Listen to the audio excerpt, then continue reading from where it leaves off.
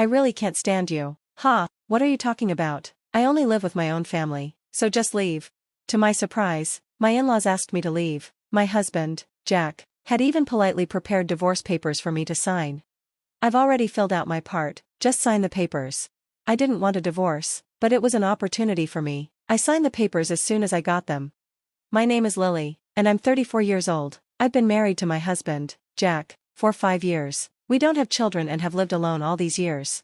After college, Jack got a job at a company with terrible working conditions. He worked from early morning until late at night every day, which drained him physically and mentally. I decided to find a job I could do from home to help. At first, I made a small amount doing simple tasks like data entry. Then, I taught myself video editing and slowly started getting freelance work. As I made more money, I began investing. My daily routine involved studying, working on video editing, and learning about investments. Over time, I earned a good amount from my investments. It worked out well, though it was risky. I could work from home and check my computer screen for stock prices whenever I needed. I told Jack that I could help pay for our rent so he wouldn't have to worry about work so much. At first, Jack looked confused. No, our finances are fine because of my job. Your video editing is just extra money, right? I actually made a lot. My investments are doing well. You don't have to stay at that awful company anymore. You can find something else. Really? Thank you for everything you've done. Jack seemed happy and later told me he had quit his job. I was glad. I thought it might make our relationship better. But things took an unexpected turn. Hey, can we move in with my parents? Wait, what? You mean, move into your parents' house? You know, with my income, we can keep living just fine on our own. We don't need to move in with them. No, not that. We can rent a room in a new condo, and we'll all live together. Wait, what? Jack handed me a flyer for a luxury condo. Are you serious about living there? I want to take good care of my parents. Wait, the rent is $5,000, that's way too much. But you're earning money from your investments, right? You can afford it. It wasn't impossible, but I didn't want to live in such an expensive place. I wanted to save for the future in case we had children. Plus, I never thought I'd live with my in-laws. It seemed like Jack just wanted to use me to take care of his parents. Do we really have to live with them? What, you don't want to? But, they're still healthy, right? Even Mr. Thompson has a few more years before retiring. I've been stuck at that awful job, and I haven't been able to help them much. Please, help me out. Jack begged, and I reluctantly agreed, but, as I feared, it was a bad decision. Wow, this place is amazing, the view is beautiful. I'm glad you both like it, my in-laws said, clearly happy. They were so excited about their new life in the luxury condo. I'm so proud of you, Jack. You must be making so much money to afford all this. I nudged Jack, and he awkwardly explained, actually, the rent isn't paid by my income. What? It's from Lily's earnings. My in-laws were shocked. I was glad Jack told them the truth now rather than letting them find out later in a worse way. At first, my in-laws apologized. They seemed uncomfortable, and I felt bad for them. I told Jack not to worry too much. After all, I'd started working to help him when he was struggling. If this helped his parents and made Jack happy, I thought it was worth it. But my in-laws took it too far. I like my pasta softer, and bring me a beer. Oh, and some mayonnaise too. I want this brand's bag. Can you buy it for me, Lily? And I need a new golf club. They started treating me like a servant, someone with money. I'll try my best with the housework, but I can't help financially that much. I want to contribute as a wife and take care of things around the house, but if we don't set boundaries with money, you'll take advantage. I refused their unreasonable demands, and that's when things started to turn against me. They started complaining to Jack behind my back. She stays at home all the time, but she says she makes money? I don't believe it. She's probably just gambling. I can't believe she acts like she's successful when she's probably just a gambler. Meanwhile, Jack had switched to a new job with better hours but lower pay. Since he no longer had to help with rent or living expenses, he spent all of his salary on himself. His wardrobe became fancier, tailored suits, branded shoes, luxury bags. As Jack lived luxuriously, my in-laws started pressuring him. Jack gets to buy whatever he wants, why can't we? Then Jack came to me. Sarah, buy my parents whatever they want, it's part of taking care of them. I refused. If you want to take care of them, then you should. You're using your salary however you want, so why not spend it on them? Show them how much you care. Jack frowned. He knew I was right, but he didn't want to give up his luxuries. Since I refused, Jack became more hostile toward me. You sit in front of that computer all day, but you've given up as a woman. You don't even wear makeup anymore. You think you can skip that just because you're home all the time? If you keep dressing like this, we won't be a good match anymore. My in-laws took his side. Why can't you cook better? You may make money, but you're useless as a wife if you can't do the housework right. I was furious. It's thanks to me that you're all living like this. I think that's more important than cooking. Mary, you're healthy and don't work, but you don't help with housework. Tom, you quit your job. What would happen to all of you if I wasn't around? I don't even ask for respect, I just won't be used. But I didn't deserve to be treated like this. When I said this, my in-laws froze, their faces turning red, unable to say anything. What I said was completely right. After that, they started talking behind my back to Jack whenever I wasn't around. Their voices were loud, and I could hear them gossiping in the living room. Who does she think she is, that woman? She makes fun of us all the time, and it really bothers me. Even the other day, she was mocking us. She's changed. She got cocky just because she made money from gambling. If she can make that much money, we should be able to make a lot too, right? Just study a bit and try FX. Yeah, you're right. If she can do it, so can we. Let's start doing it now. I couldn't believe my ears. Investing is so different from gambling. It isn't something you can just learn in a few days. Tom and Jack, who work at companies, should know better. After that, both my in-laws and Jack became more competitive toward me. Even while having breakfast, they would say, "Oh, I need to check the stock prices. I have to be the first one." Then they would put their laptops on the table and start checking. I began to feel like I wasn't wanted in this family if they were treating me like that. Then, something shocking happened.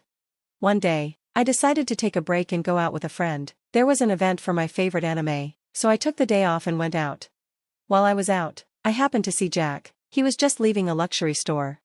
He bought another expensive item. He should stop buying things like that and start investing. As I thought this, a young woman came out from behind him and wrapped her arm around him. I was shocked and hid in the shadows with my friend. I quickly pulled out my phone and took photos. I couldn't believe what I saw. Although Jack and I weren't getting along, I never expected this. I thought he still loved me, but I was wrong.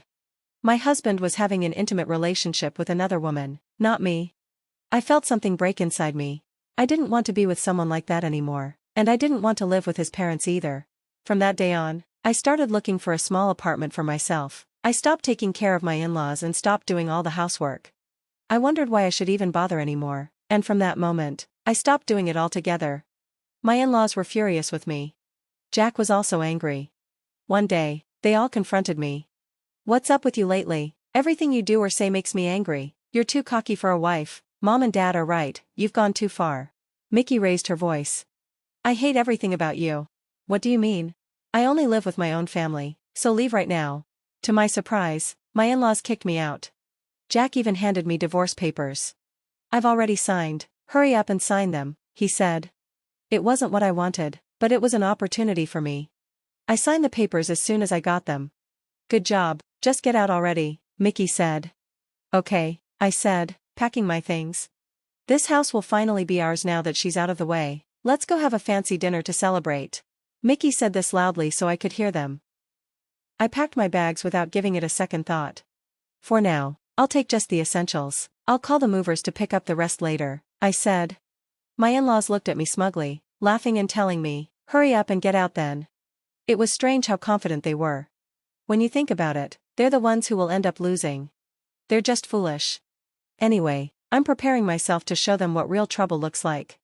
I went back to my parents' house for a while, and then I went with the movers to the condo to get the rest of my things.